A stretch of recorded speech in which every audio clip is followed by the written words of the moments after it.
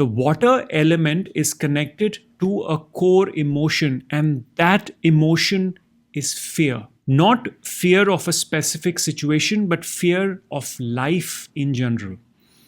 Think about people you may know who are timid, anxious, always tense, always worried.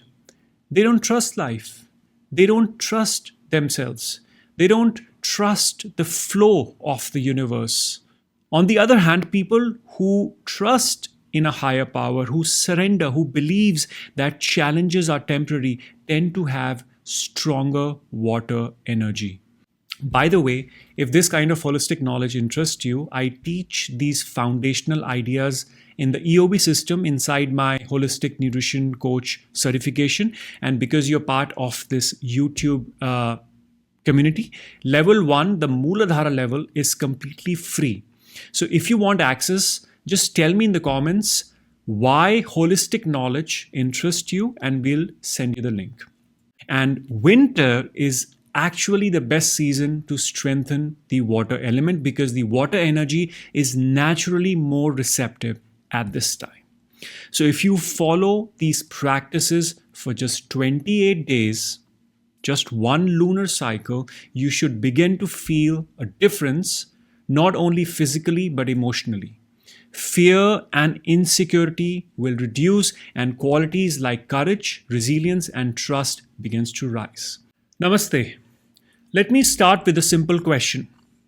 If I asked you right now to point to your kidneys, could you do it?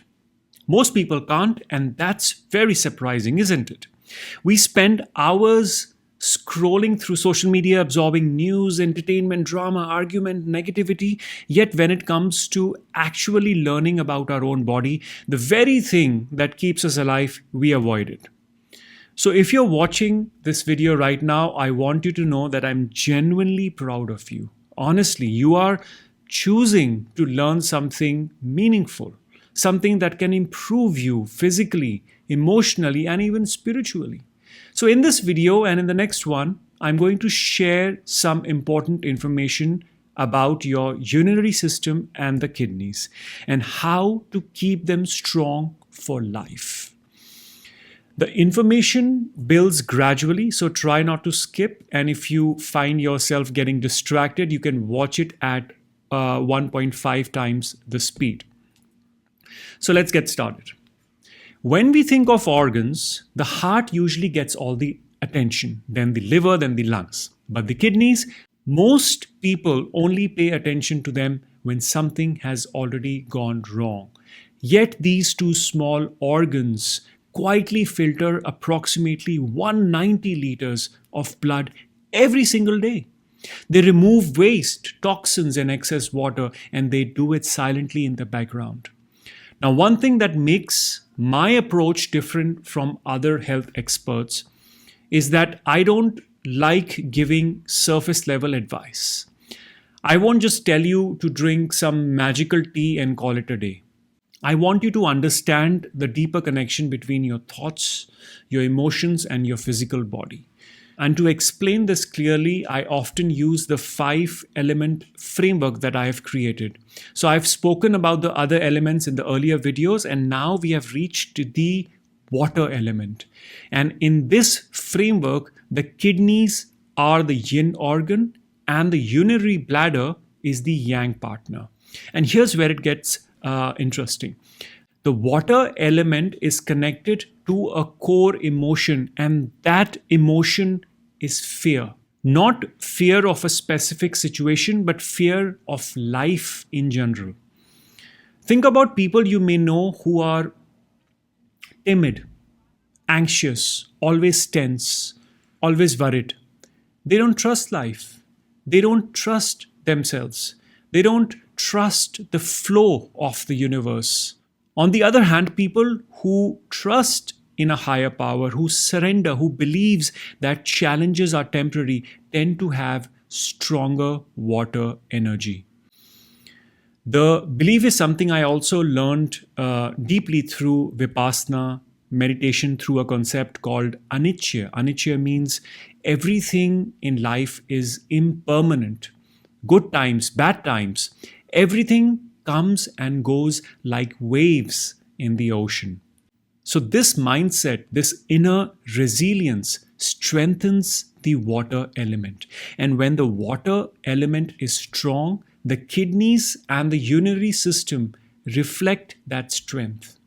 By the way, if this kind of holistic knowledge interests you, I teach these foundational ideas in the EOB system inside my holistic nutrition coach certification. And because you're part of this YouTube community, level 1, the Muladhara level, is completely free. So if you want access, just tell me in the comments why holistic knowledge interests you and we'll send you the link. When your water element is strong, you feel calm, adaptable, steady, grounded, like a still lake. But when it's weak, fear takes over, anxiety rises, fatigue increases, you feel unsteady. And if you look closely at the chart, the gland associated with the water element are the adrenals. Even in the chakra system, the kidneys and adrenals align with the Muladhara or the root chakra. And here's something important. The adrenal glands sit right at the top of your kidneys. They are literally partners. The kidneys handle purification and balance, and the adrenals handle stress and survival. So if you push too hard, too much stress in your life, and too little rest, the adrenals get exhausted. Kidney energy weakens and the whole water element collapses. All right, now that the foundation is clear, let me share 4 holistic remedies.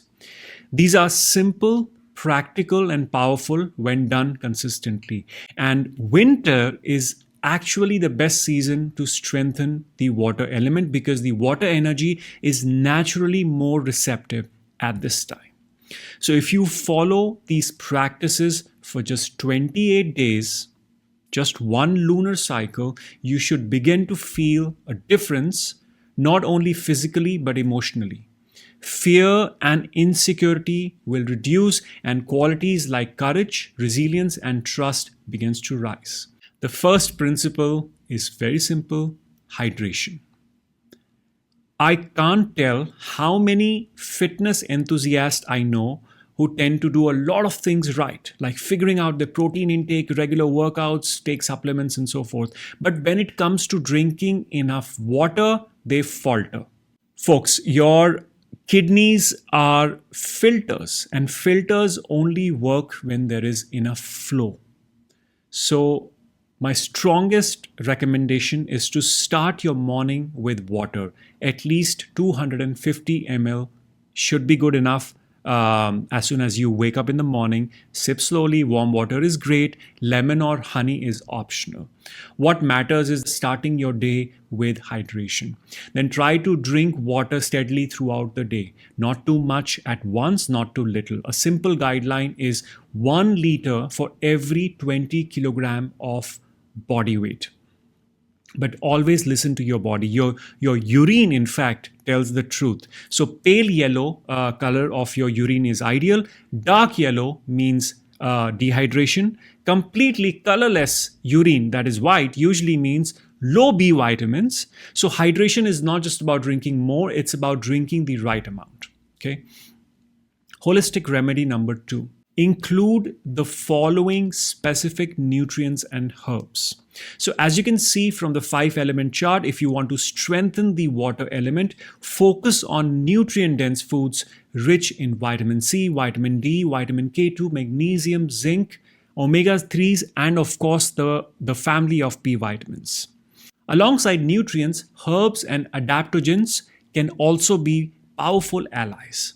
Ashwagandha, especially the KSM66 root extract, is very potent and can help strengthen your kidneys and the urinary tract.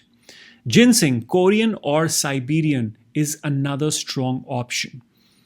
Personally, I find Korean ginseng works best for me, but everyone is different. So you can just experiment and see which one works for you the best.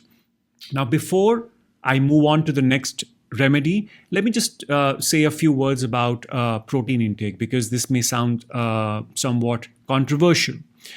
Now, there are many studies that insist that high protein diet don't harm kidneys. But let's be cautious here. When big money is tied to protein powders and bars, studies may not always be unbiased. The science is pretty clear that eating more than 1.6 grams of protein per kilogram of body weight brings no additional muscle building benefit. So if you weigh 70 kilograms, for example, that's around 110 grams of protein intake. Beyond that, you're just overloading your body without real payoff. So don't be protein blind. Yes, get enough protein, but do not obsess over it, and save some bandwidth for other nutrients we just discussed. Right. The third holistic remedy is stress management. Kidneys and adrenals are inseparable. Chronic stress overworks the adrenals, weakens kidney energy, and drains resilience. So if you are the anxious type, an overthinker, someone who always pushes harder, I'm speaking directly to you here. Forcing things won't get you results. As Sadhguru says, only a genius knows how much they should work. So build focus so that you can accomplish more in less time, and then use the extra time for genuine rest. And by rest, I don't mean scrolling Instagram or binge watching Netflix. That drains you even more. I mean spending more time in nature, practicing meditation, yoga nidra, mantra sadhana, and so on and so forth. These rituals recharge the root chakra and replenish kidney energy. Stress depletes the kidney, recovery restores them. Remember this. And finally, keep an eye on your biomarkers. We live in an age where blood tests are easily available. Use that to your advantage. Check your creatinine level, BUN level, and GFR levels. Keep track of your electrolytes and watch your uric acid. In fact, in the next week's video, I'll go deeper into kidney biomarkers and how to correct them if they are off. So that's it for today. If this video helped you, share it with someone who might have a weak kidney energy, or someone who needs guidance with their water element. And if you like free access to the Level 1 Foundations of Holistic Nutrition module, the Muladhara Level of the HNC certification, follow the instructions on the screen. I'm Akash, and I truly appreciate your time. Take care of your kidneys. Take care of yourself.